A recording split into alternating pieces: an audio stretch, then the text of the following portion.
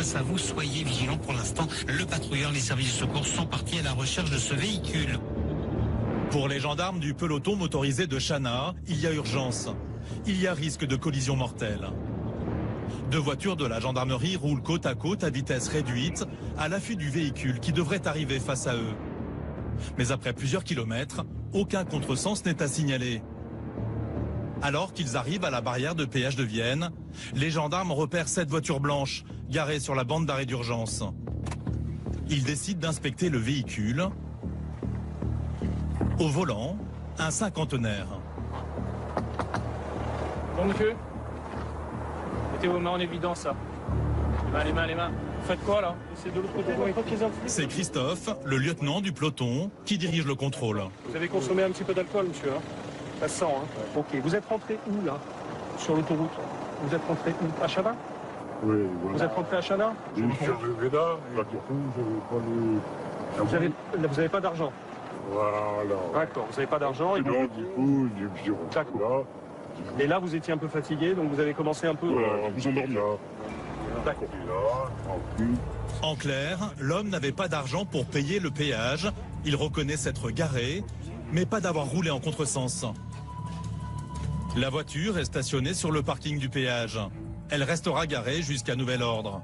Le chauffard, lui, est emmené dans les locaux des gendarmes.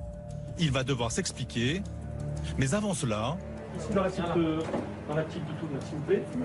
il va être soumis à l'éthylotest. Allez, on reste concentré. Vous prenez une bonne aspiration. Oui. Bloquez tout. Et vous soufflez. Allez-y, c'est parti. C'est parti, doucement. Encore. Stop. Impeccable. Putain. Parfait. Parce que là, j'ai tout... C'est bien. Là, j'ai tout dégagé, là. C'est bien. Ce monsieur est visiblement très content de sa performance. Il réalise d'ailleurs en quelque sorte un très bon score. 0,74. Oui, 0,74. Ça fait presque 1,5 g. C'est beaucoup. Oui, c'est beaucoup trop. Est-ce qu'il y a quelqu'un... 0,74 par litre d'air expiré. C'est 3 fois la limite autorisée de 0,25 g. C'est un délit et une suspension de permis immédiate. On va basculer côté bureau. Mais les gendarmes vont vite s'apercevoir que son permis, ce chauffard l'a déjà perdu. Ça marche. Retour au peloton motorisé de Chana. Le chauffard alcoolisé qui roulait en contresens va être entendu. Allez-y, on va s'asseoir là. Le lieutenant a découvert que l'individu était un récidiviste. Son permis est suspendu et il a été condamné à 2 mois de prison avec sursis pour conduite en état d'ivresse. La voiture, il a pris. La voiture, mon fils... Et le fils, il est où? Mon fils, il est parti en... Justement, mon fils, il est parti en vacances. Et moi, il ne voulait pas me porter la voiture. En sachant que j'avais pas de permis. Et moi, j'ai profité le jour qu'il est parti en vacances. La veille, j'ai pas les clés. L'homme est trop ivre pour que les gendarmes l'entendent. Comme personne ne peut venir le chercher, il va passer la nuit à la gendarmerie, le temps de retrouver ses esprits. Pour ce soir, je vous explique. Oui. Voilà comment ça va se passer. Vous êtes alcoolisé, vous conduisez avec un véhicule, alors que vous n'êtes, en ce moment, vous n'êtes pas titulaire du permis de conduire. Vous êtes en mesure de suspension du permis de conduire. Oui. D'accord? Vous allez rester avec nous ce soir.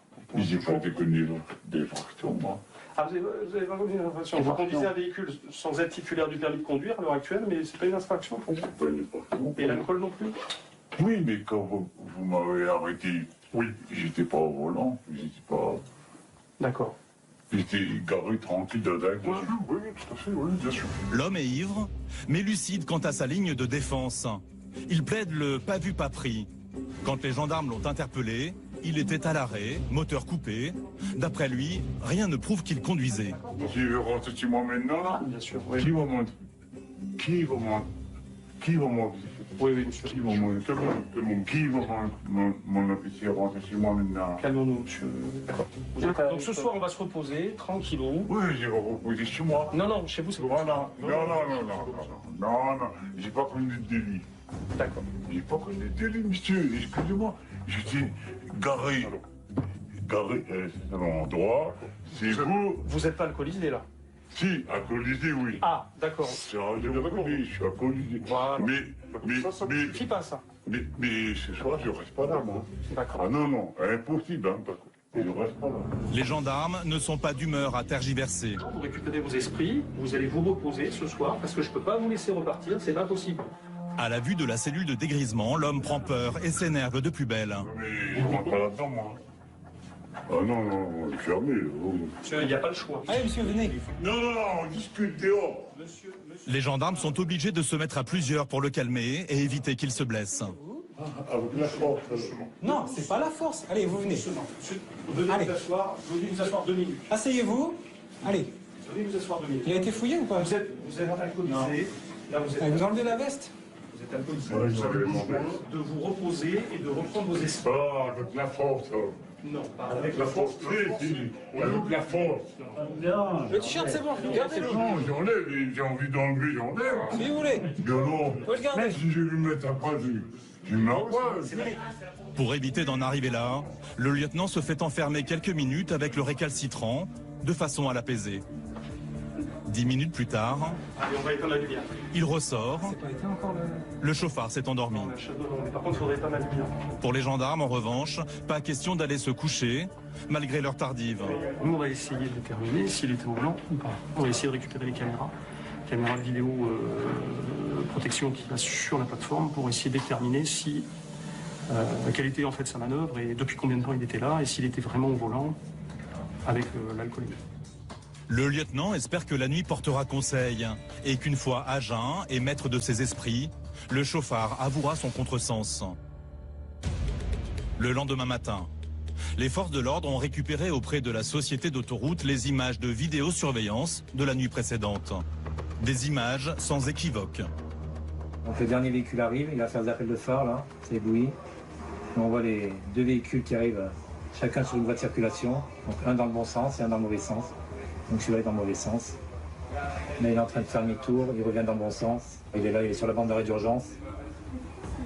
Il est presque arrêté, puis après il va s'arrêter sous le pont un peu plus loin. Heureusement que c'était en pleine nuit, qu'il n'y avait pas trop de monde encore, mais ça aurait pu être beaucoup plus grave. Le chauffard émerge de sa cellule. Dégrisé, il est cependant encore bien fatigué de sa nuit alcoolisée. Il est entendu. Asseyez-vous là.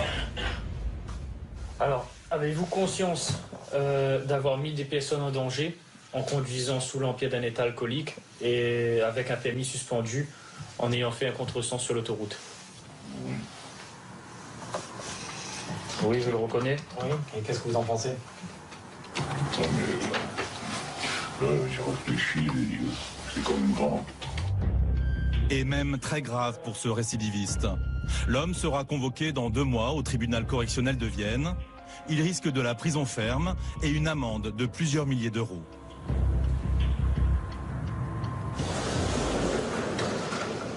Il est 10 h du matin. Une opération se met en place. Francis, 49 ans, dont 29 en gendarmerie, se prépare. Sa particularité, il est l'un des 4 motards du peloton. Pour la mission du jour, il est accompagné d'un autre motard et d'un équipage en voiture.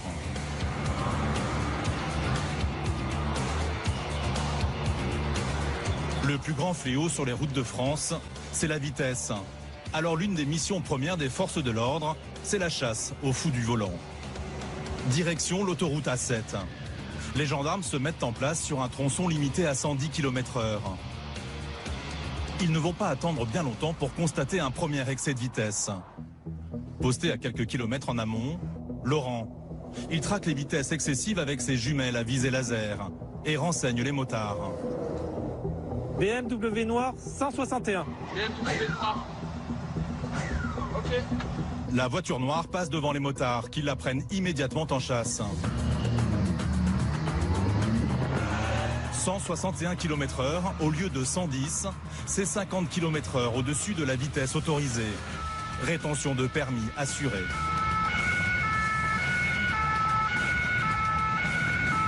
En à peine quelques minutes, les gendarmes rattrapent le chauffard et l'interceptent. La voiture est escortée jusqu'à cette sortie qui mène tout droit au parking du peloton motorisé.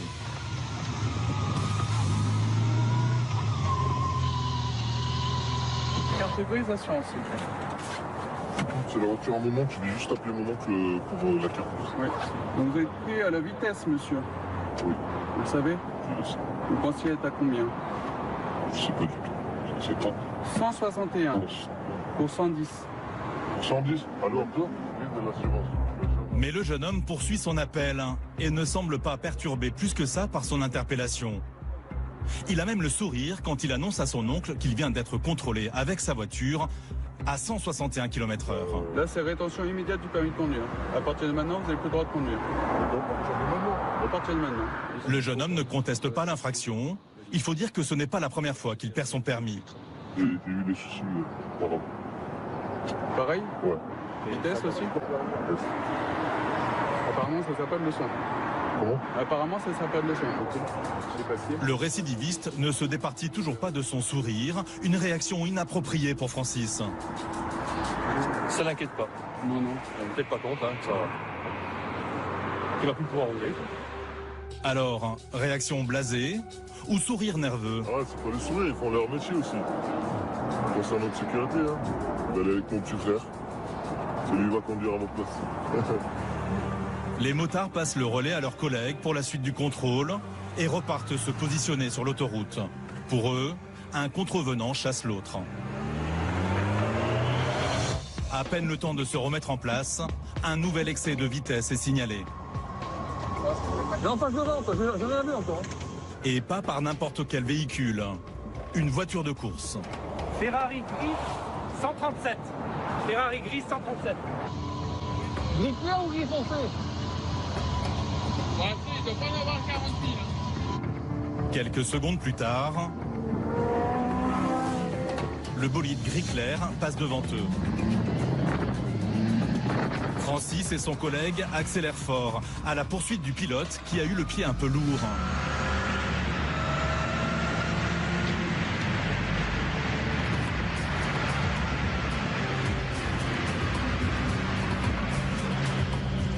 Le conducteur se laisse sagement rattraper par les motards et termine lui aussi sa course sur le parking du peloton autoroutier.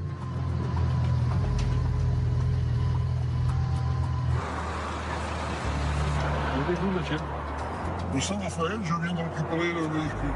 Au niveau de l'attestation d'assurance, tout à fait conforme. Donc, on va rédiger une contravention. Ça sera 90 € 2 points. D'accord? Que vous recevrez à votre domicile d'ici une semaine à 10 jours. Oui, jusqu'à là. Allez, on revient. Allez, vivement la révolution. Allez. Bien sûr, vous êtes prêts pour la révolution? Moi, oui, mais beaucoup d'autres ne le sont pas. Il faudra faire des sacrifices. Non, parce qu'on paye des impôts. Là,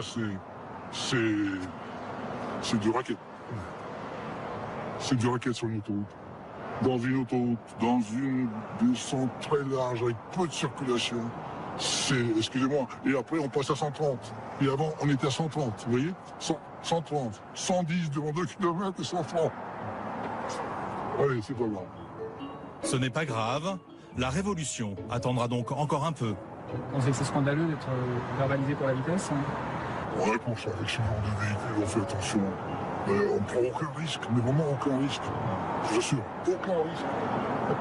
Jusqu'à quelle limite vous prenez aucun risque? Hein? Jusqu'à quelle limite vous prenez aucun risque? Ben, sur une autoroute comme ça, avec une voiture comme ça, c'est comme, excusez-moi, si je roulais avec une autre voiture à 90. Et puis, non, je fais attention. Je fais attention aux autres surtout. Parce que le problème, c'est pas moi, ce sont les autres.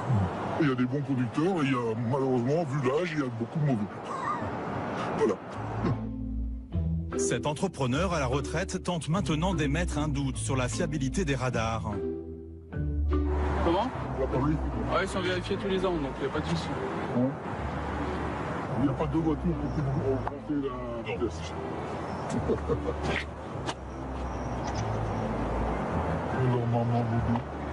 L'homme n'insiste pas davantage. Il n'échappera pas à la sanction. C'est sa première contravention avec cette voiture. Ah, vous l'achetez? On va récupérer. 24 octobre, ouais. Ok. Ouais, il est baptisé. En attendant, il doit s'acquitter de 90 € et faire le deuil de 2 points avant de repartir. Allez, Bonne journée quand même.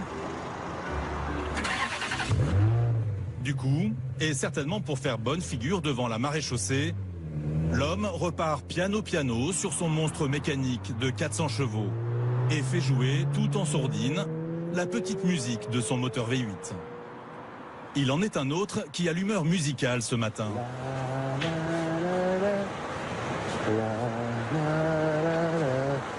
Ce gendarme qui chantonne gaiement pour son départ en patrouille, c'est Jean-Pierre, 57 ans, dit JP. Un des plus anciens du peloton motorisé de Chana. Il s'est engagé dans la gendarmerie il y a 25 ans.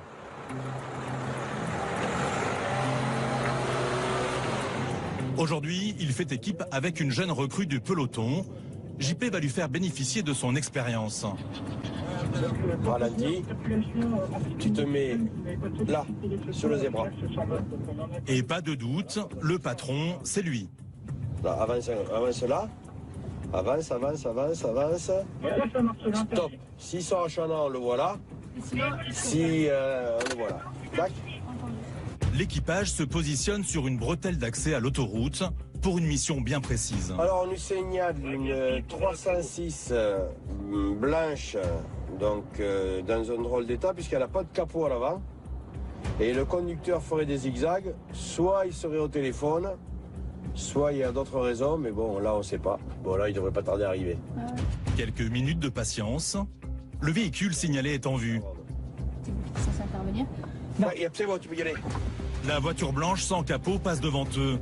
La jeune gendarme se lance à sa poursuite et pousse le moteur dans les tours. Un peu trop, au goût de JP. Pousse pas tant, ça sert à rien, tu perds du temps. JP s'improvise moniteur d'auto-école. T'as mis tes feux? Un moniteur un peu autoritaire. Allez, mets la 6. Voire même stressant. Attends. Doucement. Reste là. JP craint que le conducteur profite du poids lourd qui fait écran pour bifurquer au dernier moment vers une sortie. Parce qu'il va nous faire le coup de... Regarde. Finalement, dans une manœuvre plutôt osée, il se gare sur une aire de dégagement. Mets-toi devant. Au volant, un jeune homme. Ouais, attention à toi. Bonjour monsieur. Qu'est-ce qui vous arrive? Mon capot qui soit arraché sur l'autoroute. Ouais. Dégoûté. Mais comment ça vous est arrivé ça? Parce qu'en fait, j'ai eu un impact. Bonjour. J'ai eu un impact sur un pilotis vers chez moi et je pensais que le capot allait te dire. Vous pouvez représenter votre permis de conduire, vous avez perdu votre téléphone. Le permis de conduire, je l'ai pas parce que j'ai perdu, donc j'ai que des petits papiers dans mon dossier. Vous avez consommé un peu d'alcool? Une bière ce matin. Pourquoi? Vous voulez te faire souffler? Ni stupéfiant, ni alcool. En ce moment, je suis au centre de soins de Juxtapad, d'addictologie. D'accord. Je suis là pour me soigner. Bon, mais ça va alors. Malgré ces déclarations, le jeune conducteur va devoir se soumettre à un test d'alcoolémie et de stupéfiants. Direction le local du peloton autoroutier. Eh bien, écoutez. Durant le trajet, il confie à JP s'être brûlé avec l'eau du radiateur de sa voiture. Ah, moi j'ai mal là. On est arrivé là. Là j'ai mal. Elle devait pas être froide la flotte. Et ce qui est bizarre, c'est que j'en ai pris plein la gueule. Et vous avez rien? J'ai rien. Rien du tout. En guise de soin, il s'est fait un pansement de fortune avec un sac en plastique.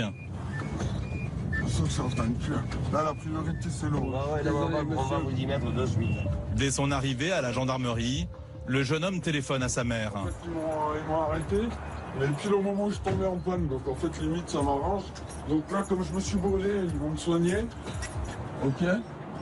Vous asseyez là, s'il vous plaît. Pour atténuer une brûlure, rien de mieux que de laisser sa main sous une eau tempérée une quinzaine de minutes. Ça va mieux? Ouais, c'est proche. Ok. C'est la première fois que je me fais aider par la police. Ah bon? Ah ouais. J'en ai eu des histoires avec la police. Et là... Comme quoi, vous voyez, il y a un karma. Hein, parce que depuis que je me tiens à carreau depuis 2 ans, voilà. Je dis bon, bah, je me suis fait supprimer mon permis. Enfin, je vais me faire supprimer mon permis, mais bon, j'étais sous conduite d'alcool et de stupéfiants. Maintenant j'ai grandi, je sais que je mets les gens en danger. Et quand on y pense, quand on met en danger les gens sur la route et tout, 6 mois de suspension, c'est pas non plus très cher payé, quoi. Oui. Ce garçon a 24 ans. Toxicomane, il est actuellement en cure de sevrage dans un centre d'addictologie, sous médicaments de substitution administrés à heure fixe. Et c'est quoi les effets si vous les prenez pas? Effet de manque, je peux délirer, je peux faire des crises de psychose. On voit ça de suite, vous êtes entendu? Si JP est inquiet, c'est que le jeune homme va manquer son traitement de la mi-journée. En attendant de trouver une solution rapide, la loi oblige au contrôle d'alcoolémie. Vous allez souffler s'il vous plaît? Allez, vous prenez l'aspiration et vous soufflez. C'est bon, ça me suffit. Le résultat. Bon, mais déjà, vous avez 0 à l'alcoolémie. Ouais. Donc, vous n'êtes pas du tout alcoolisé. Non, bon, pas, j'évite de moi. On va vous faire la prise de stupéfiants. Ouais. C'est obligatoire. Ouais. Allez, hop, vous prenez ceci, Ouais. vous frottez sur votre langue, sur les parois de votre bouche et sous la langue. D'accord. Bon. Sur ma... Sur la langue, voilà. De son côté, JP appelle le centre d'addictologie. Est-ce que déjà, dans un premier temps, il a le droit d'être à l'extérieur? Pas le droit de sortir du service. Donc, il va falloir absolument que quelqu'un vienne le chercher. Ouais, d'accord. Parce que nous, on l'a intercepté sur l'autoroute au volant d'un véhicule, dans un piteux état. Vous avez bu? Bu, non, on a fait l'alcoolémie, il n'avait pas bu. D'accord. Par contre, on est en train de faire les tests pour la drogue. Mais le problème, c'est qu'il est sous méthadone, d'après ce qu'il nous a dit. Voilà, c'est ça, oui. Donc ça veut dire que s'il est sous méthadone, tout va être faussé. Voilà. L'urgence pour JP est de remédier à de possibles effets de manque. Si j'ai bien compris, il n'a pas pris ses médicaments de midi. Bah non. Et là, il commence déjà à être dans un état Ouais. un petit peu secondaire, je dirais. Bah écoutez, on va voir comment on s'organise et puis on vous rappelle. Ouais, ça serait bien d'aller assez vite, s'il vous plaît. D'accord. Voilà. On organise ça, on arrive. Hein. C'est super, je vous remercie. Merci. Merci. Et au revoir. À tout de suite. JP est offusqué par l'imprudence du personnel du centre d'addictologie. Il avait rien à faire à l'extérieur. Hein. Ça n'était même pas. Je pense qu'il s'était même pas rendu compte qu'il était plus là. Il était tout étonné qu'il soit plus là. Donc il n'était pas censé être à l'extérieur, est-ce qu'il était censé conduire? Ah, pas du tout. Encore moins. Le jeune homme avait interdiction de sortir de son centre et surtout de conduire. Mais les excès liés à la drogue semblent malheureusement une habitude. Excuse-moi, madame, voilà. On attend, ça prend un certain temps. Je vous dis non, peut-être, ça m'a inquiété un peu. Oh, non. Non, de toute façon, je le sens de moi. Mais je l'ai déjà eu plusieurs fois. Hein. Vous connaissez déjà. À chaque fois que je me suis fait supprimer mon permis, c'était pour stupéfiant. Si le test est obligatoire pour la procédure, dans le cas présent, JP sait qu'il sera faussé. Ce mec-là, il est responsable de quoi aujourd'hui? Il est responsable des médicaments qu'on lui donne. Tu peux le verbaliser sur rien. Tu vas le verbaliser sur quoi? Sur sa conduite, sur son manque de permis, sur son manque d'assurance, il a rien. Mais aujourd'hui, si tu l'envoies au tribunal, il va être innocenté de tout. JP obtient une réponse du centre d'addictologie. Personne ne peut venir chercher le jeune homme. Non seulement ils ne l'ont pas vu partir, mais il se décharge de son retour sur les gendarmes. Moi, ma mère, elle peut peut-être venir m'emmener. Hein. Et si sa maman le ramène?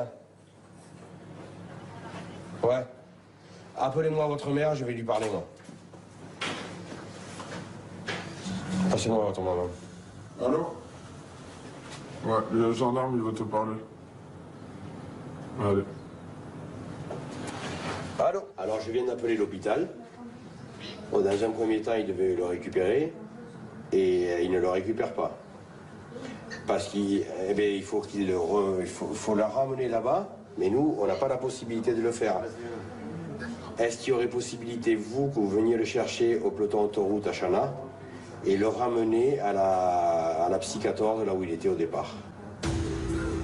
En attendant l'arrivée de la maman, le gendarme tente de faire prendre conscience au jeune homme des possibles conséquences dramatiques d'une conduite sans assurance et sans permis. Non, mais si tu avais eu un accident, tu te rends compte dans la merde que tu te mettais? T'es déjà dans la merde là, mais t'étais jusqu'au cou là. Oui, et puis surtout un truc que mon père m'a dit une dizaine de fois, quoi. Pour ça, une centaine. Je grandis pas. Depuis mes 17 ans, je grandis pas.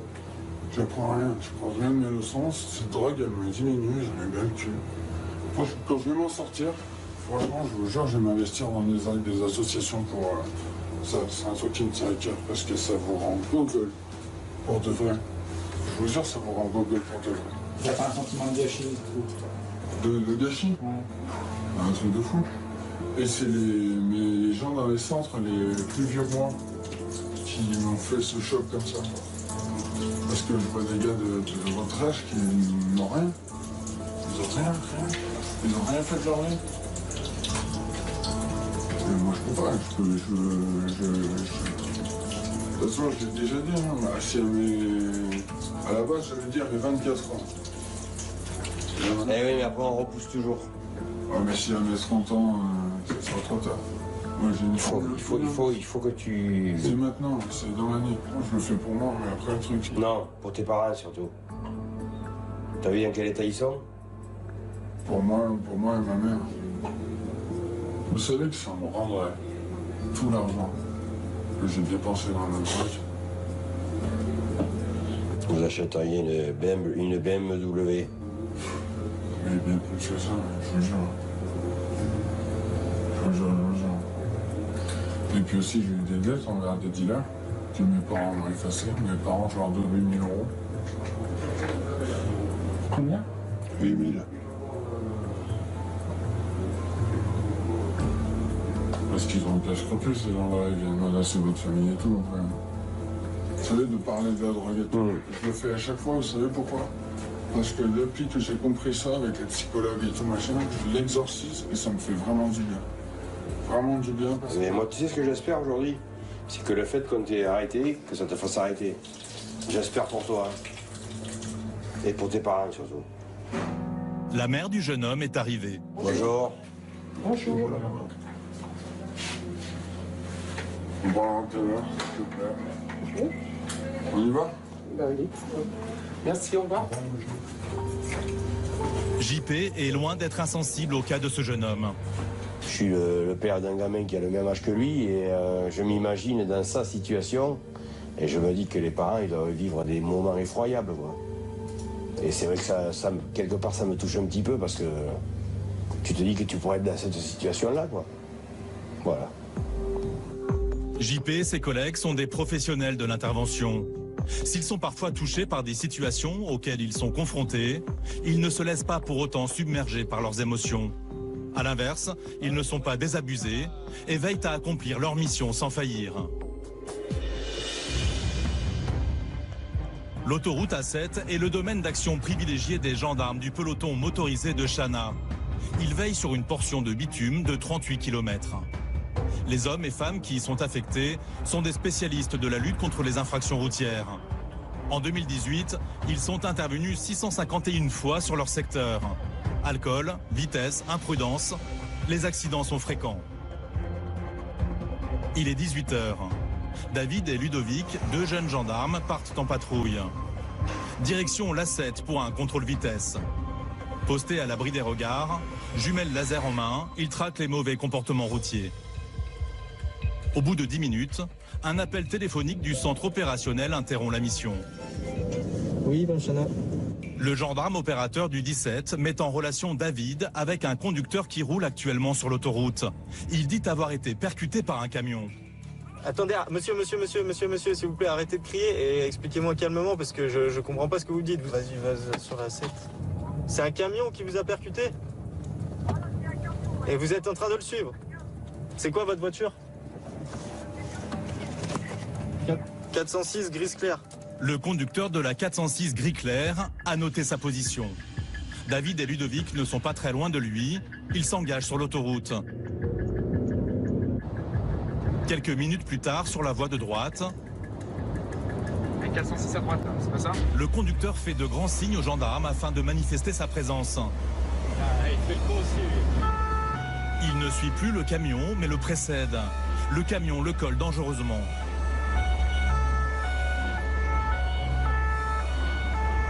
Et l'autre qui l'empêche de doubler, il fait n'importe quoi aussi l'autre. David se rend compte que la 406 oblige en fait le camion à ralentir. Il y a urgence à stopper cette poursuite peu ordinaire et dangereuse. Par chance, ils arrivent à la barrière de péage. Vous nous suivez? Vous nous suivez? Vous nous suivez aussi, tous les deux? On va aller sur l'aire de l'autoroute.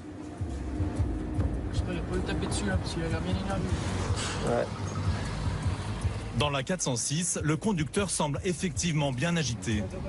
Tu parleras au mec du camion et moi je prendrai l'autre à part pour pas qu'il se croise, pour pas qu'il s'embrouille. Gendarmes, 406 et poids lourds se garent sur le parking du peloton. Ludovic va immédiatement à la rencontre du routier. Ce dernier est un peu tendu, mais pas agressif. Qu'est-ce qui s'est passé, bonjour? Écoutez, je me suis opéré bien. Oui. À l'intersection de Saint-Etienne. Oui.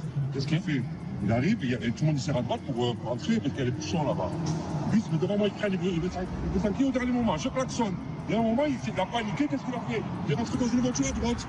Il est rentré dans une voiture, il s'est taillé, il me dit, il croit que c'est par rapport à moi qu'il a frappé dans une voiture. Alors que moi, il m'a pas touché rien. David a bien sûr droit à une autre version de la part de l'automobiliste énervé.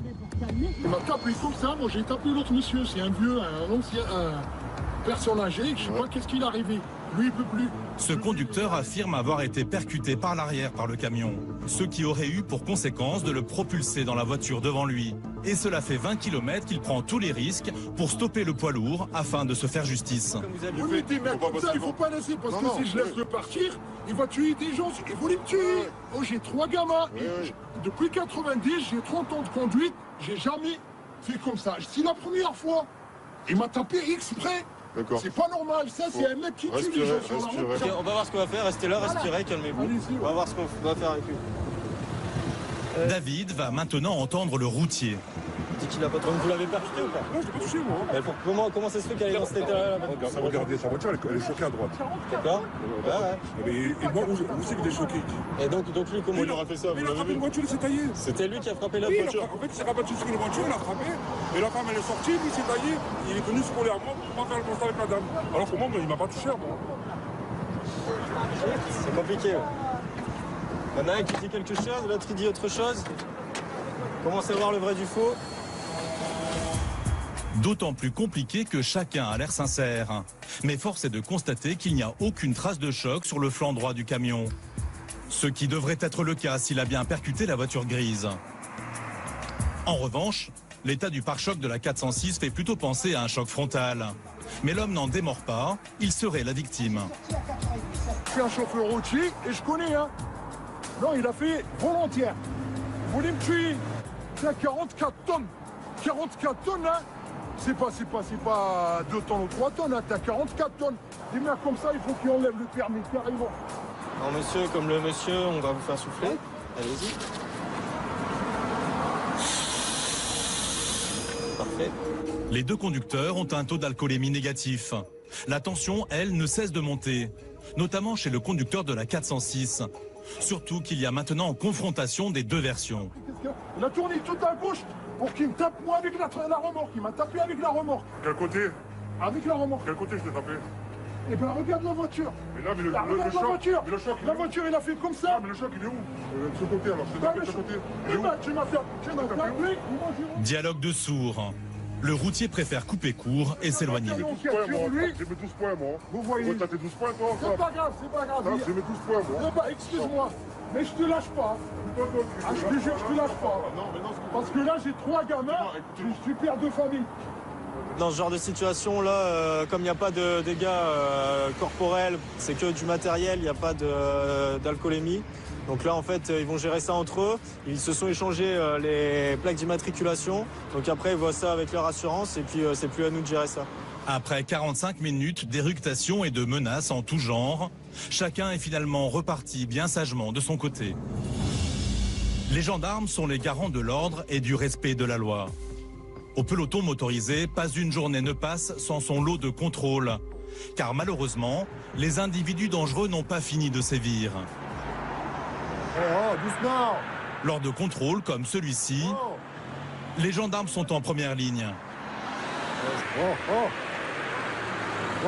Si la plupart du temps les automobilistes s'arrêtent, les gendarmes sont parfois victimes de véritables chauffards. Comme le 4 juin 2019. Il est alors 22 h. des caméras de vidéosurveillance filment un banal contrôle routier. Un gendarme est posté en haut à droite. Tout à coup, une voiture le percute volontairement.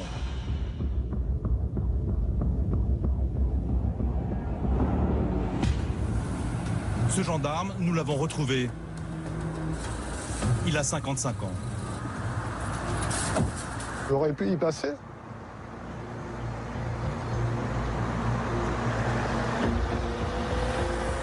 Parce que vous m'aurez vu les premiers jours, je peux vous dire que j'étais pas beau à voir.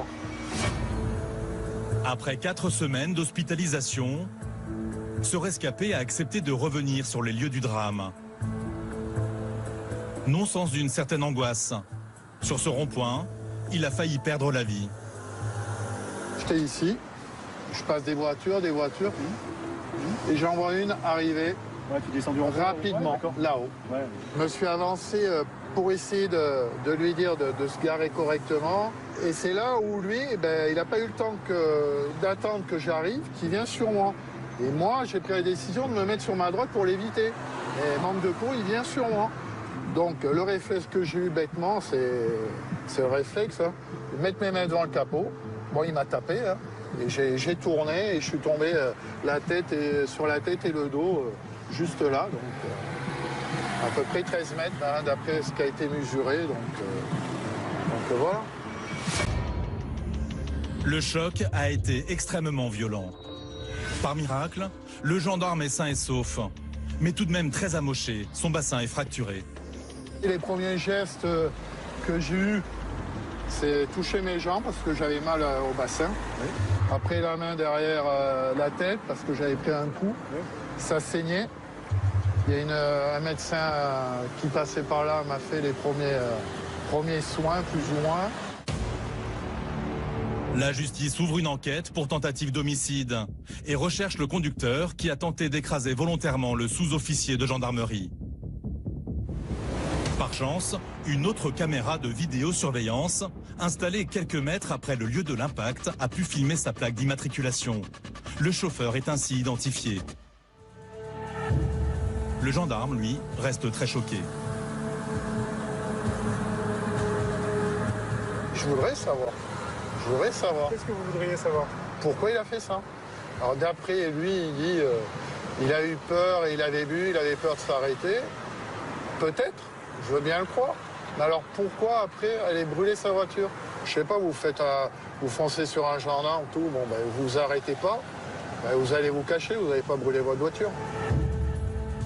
Alors, la justice lui apportera-t-elle les réponses? Quelques jours plus tard, au tribunal correctionnel de Grenoble, le gendarme va assister au procès de celui qui a failli le tuer, accompagné de ses collègues de la brigade. On voit qu'on est soutenu. Donc voilà, que c'est, comme on dit tous, la gendarmerie c'est une grande famille et dans ces moments-là, on le voit. Le mis en cause assure qu'il n'avait pas vu le gendarme. Il plaide l'erreur de conduite. Mais pour l'avocat du sous-officier, sa version ne tient pas. C'est effectivement quelqu'un qui a volontairement voulu se soustraire, qui a volontairement voulu blesser un gendarme, qui a voulu s'enfuir. Il n'a pas freiné. Finalement, le chauffard sera condamné à 4 ans de prison. Une affaire symbolique. Aujourd'hui, le nombre de victimes au sein des forces de l'ordre explose, du jamais vu. Une augmentation de 15%. En 2018, près de 10 000 policiers et gendarmes ont été blessés durant leur mission.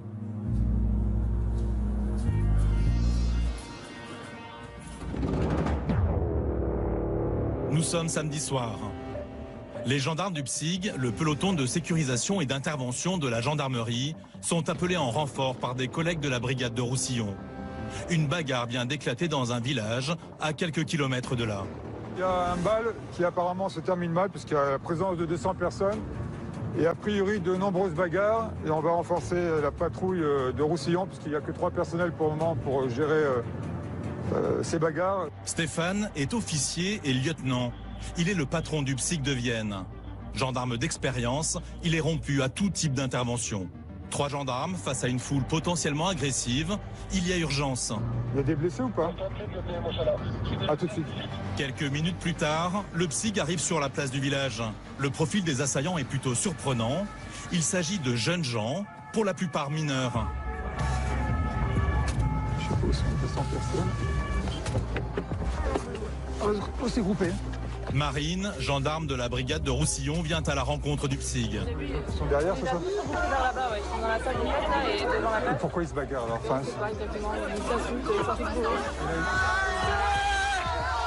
Et effectivement, vu leur état, grand nombre d'adolescents semblent avoir abusé de l'alcool, ce que confirment d'autres gendarmes.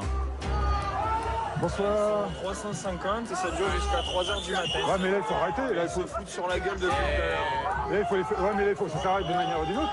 Le lieutenant n'hésite pas un seul instant à jouer les troubles faits auprès des organisateurs de cette soirée de lycéens. Vous organisez un événement, ça génère des problèmes, vous allez être impacté. D'une manière ou d'une autre, vous allez être impacté. Ils sont là parce qu'il y a la fête. Hein. Mais là, tant qu'il y aura la musique, on ne pourra pas les faire partir. Et là, sur la route avec les jeunes... Ouais, c'est dangereux, bien sûr. Là, il faut baisser ou couper le temps qu'on les fasse partir. Hein. On arrête du coup? Bah oui. Là. Oui. Oui, c'est ce que j'explique. Pour les organisateurs, c'est la douche froide. Il est 1h30 et déjà la fête est finie. Donc là, ils vont couper la musique, comme ça on va pouvoir faire une vague de refoulement pour engager les jeunes à rentrer chez eux. Donc vous me la faites couper ou j'y vais? Les organisateurs se font un peu prier. Le lieutenant n'y va pas par 4 chemins. Vous me coupez la musique, autrement je vais y aller. Donc, moi je sais pas faire, j'arrache les fils. Donc. Allez, on se met sur une ligne là. On se met sur une ligne. Allez, c'est terminé. Vous pouvez rentrer chez vous, c'est terminé. Allez, vous pouvez partir. C'est terminé. Forcément, côté fêtard, ça râle. Non, mais j'ai payé 5 € en fait, c'est pas terminé. Eh ben, je suis désolé pour vous. Le lieutenant met en place son dispositif. Allez, on va vous demander de reculer, de retourner à vos véhicules. Allez, on avance doucement. Allez. Pas facile de faire bouger une foule, mais Stéphane a de l'expérience. Avant d'être affecté au PSIG de Vienne, il a servi dans la gendarmerie mobile, parmi les spécialistes du maintien de l'ordre. Les manifestations et les mouvements de masse, il connaît. Mais quelques jeunes un peu plus agités et alcoolisés que d'autres se montrent récalcitrants. C'était 3 heures, je sais. C'est fini maintenant. C'est fini pour quelle raison? Pour quelle raison? Parce que je l'ai décidé, monsieur. C'est que là, c'est que tout le monde se révolte. Tout le monde se révolte. Et la bagarre, elle va être vers vous. C'est ça. Je prends en compte vos menaces, monsieur. J'ai bien entendu vos menaces. J'ai bien entendu. C'est pas des menaces. Si, c'est des menaces. C'est pas des menaces. Alors, votre avertissement, c'est ça? Et le jour où c'est vraiment le peuple va se retourner vers vous. Attendez, on parle d'une fête, là. Hein? On parle de verre d'alcool, là. D'accord? Donc, non, tout le monde s'amuse pas, il y a des bagarres. Allez, vous énervez tout le monde. Non, il n'y a que vous. Regardez combien il y a d'énervés. 1, 2, 3. Il y a 3 énervés. Je sais qui je vais interpeller, je le sais déjà. Le lieutenant alerte ses collègues sur les jeunes qui pourraient poser problème ce soir. Celui qui a des lunettes là en gris, là, il a bien bu. Il avait un verre d'alcool et il s'est bien énervé. Il faudra faire attention parce qu'il a fait des menaces en plus. Et Rémi, j'ai acheté un pichet, moi. J'ai acheté un pichet. Serait-ce possible au moins d'avoir un verre? Non. Oh, vous êtes venu ce soir. Mais, oui. D'autres jeunes gens se montrent plus difficiles à gérer. Le jeune homme au t-shirt blanc n'était pas invité à cette fête. Mais lui et quelques amis se sont incrustés. Et ils n'ont que faire des injonctions des gendarmes. Reculez, reculez. Ouais, je parle trop reculez. C'est clair, chef, mais écoutez, vous reculez, c'est clair. Ça fait 10 fois qu'on vous l'explique, monsieur. Ça fait 10 fois qu'on vous l'explique. C'est lui, ça fait 10 fois qu'on vous le dit. Le jeune et ses comparses s'éloignent. Mais ils ne sont pas calmés pour autant. Ils cherchent à en découdre et une proie sur qui frapper. Et ils la trouvent. Leur cible, le jeune homme qui exhortait à la révolte du peuple face aux forces de l'ordre. Ces mêmes gendarmes qui interviennent pour le protéger. Allez, tout le monde rentre chez soi. Ça va finir par du lacrymogène et des gardes à vue. C'est pas forcément une meilleure solution. Rentrez chez vous, monsieur, rentrez chez vous. Les gaz lacrymogènes. Même si le lieutenant ne souhaite pas en arriver là, il ne s'interdit pas d'en faire usage. Il y a encore un mélange un peu explosif. Et c'est que bon, on est conscient qu'il y en a qui visiblement ils partiront pas seuls, qu'il va falloir qu'on aide. Mais avant de les aider, je voudrais quand même que les petits jeunes qui n'ont rien à voir avec ce genre de problème soient partis. Si je peux éviter de faire du collatéral, j'essaye. Le petit groupe est constitué d'adolescents qui attendent que leurs parents viennent les chercher. Ils sont plus jeunes et plus raisonnables. Stéphane en profite pour faire un peu de prévention quant au danger de la conduite sous emprise d'alcool. Bon, il n'y a plus qu'un petit groupe. Là. Prendre une amende, c'est pas grave. Mourir pour un verre d'alcool, c'est grave. Surtout pour des bêtises, des fois, parce que c'est la ceinture qui n'est pas mise, le casque qui n'est pas mis, pour des broutilles. Ça pourrait être n'importe qui. La dernière fois que j'ai ramassé une moto, le conducteur il était équipé avec le casque, clavicule cassée. La gamine qui était derrière n'était pas équipée, elle n'avait pas le casque, la tête a tapé, on voyait la cervelle. On dit, elle est morte. Elle est morte. Lui, une clavicule cassée, et je peux vous dire qu'il a tué sa petite copine. Il va avoir une vie difficile. Elle, bien sûr, elle est morte. Juste, elle aurait eu le casque, elle n'aurait rien eu. Puis quand il faut aller voir les parents, lui expliquer que elle est morte, en plus les circonstances dans lesquelles elle est morte, et pour quelle raison elle est morte, je peux vous dire qu'il n'y a personne qui est heureux. Hein. Dans l'histoire, c'est que du négatif. De nombreux parents sont venus récupérer leurs enfants. La place se vide. Restent quelques gamins esselés. Qu'est-ce que vous attendez, vous? Moi, j'habite ici, moi. Eh ben alors, faut y aller. Et faut rentrer. Ouais, faut rentrer. Il est 3h du matin, faut y aller. Vas-y, je suis Non, mais on vous... J'y vais, pas de calme. Voilà. Non, mais calmement, mais voilà, c'est l'heure et il faut y aller. Ah, Jordan? Oui. C'est l'heure de rentrer. Avec beaucoup de patience et de calme, les gendarmes ont réussi à gérer une situation qui aurait pu dégénérer dans la violence. On vous abandonne. Ça marche. Bon courage pour la suite. De même, oui. Quelques jours plus tard, à la brigade de Roussillon. La journée du samedi touche à sa fin, elle a été plutôt calme. La patrouille ramène dans ses filets un personnage bien connu des gendarmes. Cette jeune femme a été interpellée alcoolisée dans un parc. Elle y a d'ailleurs laissé ses chaussures. Bon, tu vas chez le médecin? Tu vas pas avoir le choix, tu sais très bien. C'est quoi ça? T'as des hallucinations. Un film? La présence de notre caméra amuse la jeune femme que nous appellerons Charlotte. Si cette trentenaire éméchée est aussi décontractée, c'est qu'elle est une habituée de la brigade et elle est fan de Laura. Elle est là, Laura s'appelle, et qui est une gendarme très bien. Être régulièrement interpellé pour ivresse sur la voie publique, cela crée des liens. Allez, c'est parti. Allez, viens. Je te mets jusqu'à la voiture après. Ouais. Allez, monte. Mets ta ceinture. À force, Charlotte connaît bien la procédure qui consiste à voir un médecin avant d'être placée en cellule de dégrisement. On la voit régulièrement 1 à 2 fois par semaine. Elle a vraiment l'impression qu'on est proche. Alors pas plus que ça, pas plus que d'autres gendarmes, mais avec moi ça s'est toujours bien passé. Après il y a des fois c'est compliqué. Mais c'est pas une amie. Non, c'est pas une amie, non. C'est quelqu'un que je vois régulièrement. Ouais. Et lui c'est qui? Ça doit être un de ses amis aussi.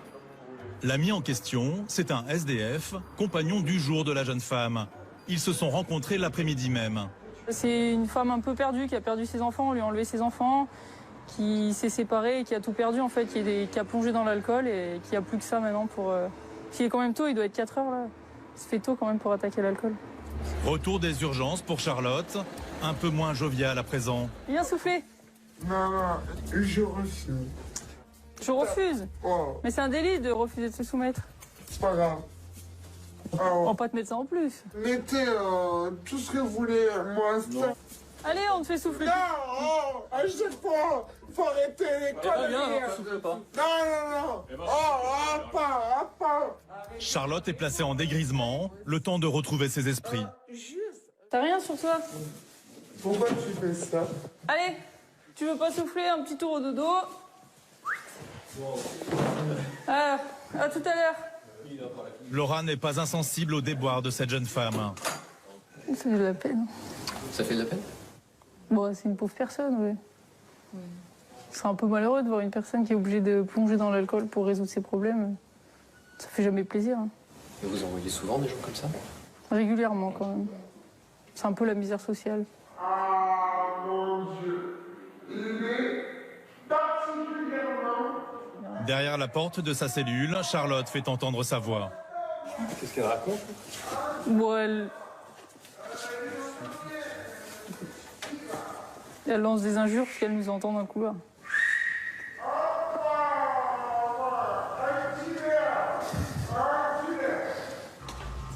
Le compagnon est de retour de l'hôpital.